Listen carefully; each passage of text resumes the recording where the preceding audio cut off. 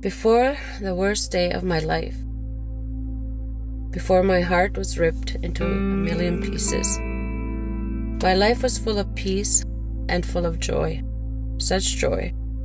I was content with what little I had. I didn't complain, because my family and I were healthy, vibrant, full of life and love. I will never, ever forget that day.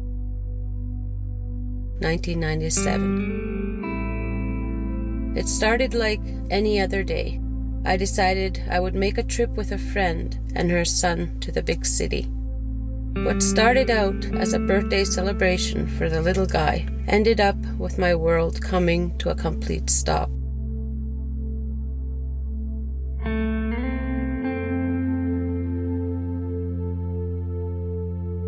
My little girl, my baby doll, stayed back in the community with family. I raised my daughters to love God and do the right thing. We were heavily involved in church, and the kids always talked about the goodness of God.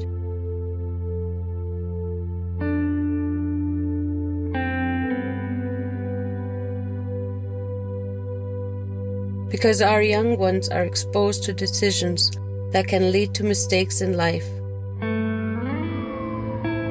she found herself with a group of friends that tried sniffing gas.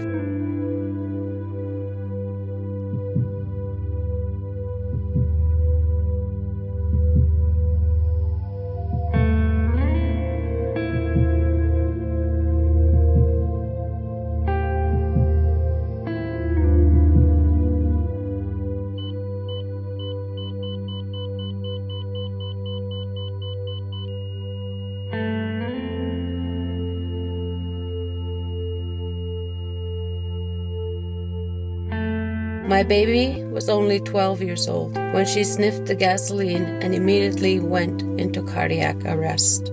The moment I found out I lost my daughter, a large piece of me died. Everything at that moment, I mean everything, went numb. Losing a child brought such destruction to my heart. My emotions were destroyed, and the waves of grief made me feel that hope did not exist.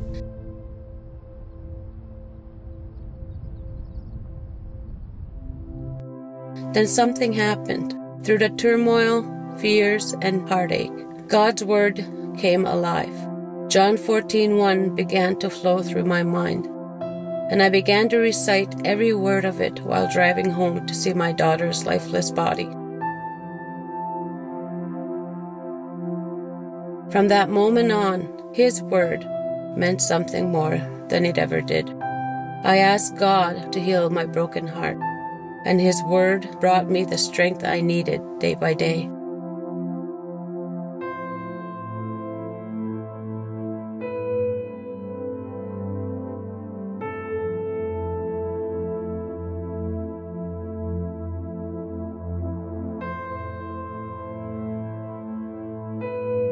For the past 21 years of my life, God and His Word has carried and restored my joy beyond anything I could ever imagine.